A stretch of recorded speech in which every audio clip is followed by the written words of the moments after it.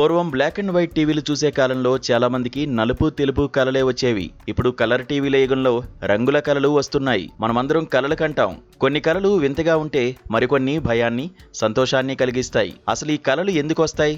మెదడు వీటిని ఎలా సృష్టిస్తుంది? నిద్ర లేవగానే అవి మాయం ఎందుకు అవుతాయి? దీని వెనుక ఉన్న ఆసక్తికరమైన శాస్త్రీయ రహస్యాలను పరిశోధకులు వెల్లడిస్తున్నారు. నిద్రలో ర్యాపిడ్ ఐ మూమెంట్ అనే దశలో కలలు వస్తాయి.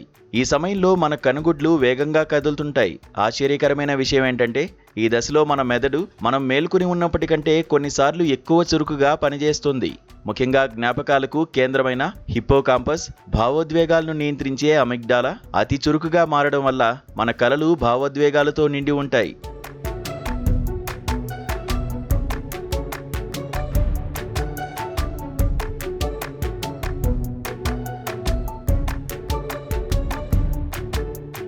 పరిశోధకుల అభిప్రాయం ప్రకారం కలలు అనేవి మన మెదడు చేసే డేటా ప్రాసెసింగ్. రోజంతా మనం చూసినా విన్న విషయాలను మెదడు చిన్న చిన్న ముక్కలుగా విడగొట్టి పాత జ్ఞాపకాలతో మిళితం చేస్తుంది.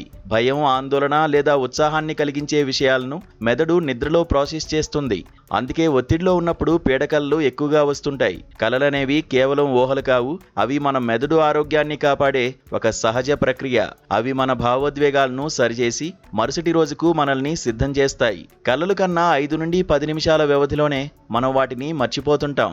దీనికి ప్రధాన కారణాలు నిద్ర సమయంలో మెదడులో జ్ఞాపకాలను నిల్వ చేసే నోర్పినెఫ్రిన్ అనే రసాయన స్థాయిలు గణనీయంగా తగ్గుతాయి. మీరు నిద్ర నుండి అకస్మాత్తుగా మేలుకుంటే కల గుర్తుండే అవకాశం ఉంటుంది.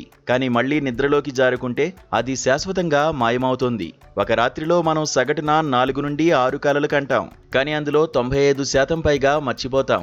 మనం కలల్లో చూసే వ్యక్తులు మన జీవితంలో ఎక్కడో ఒక చోట చూసిన వారే అయి ఉంటారు. మన మెదడు కొత్త ముఖాలను సృష్టించలేదు.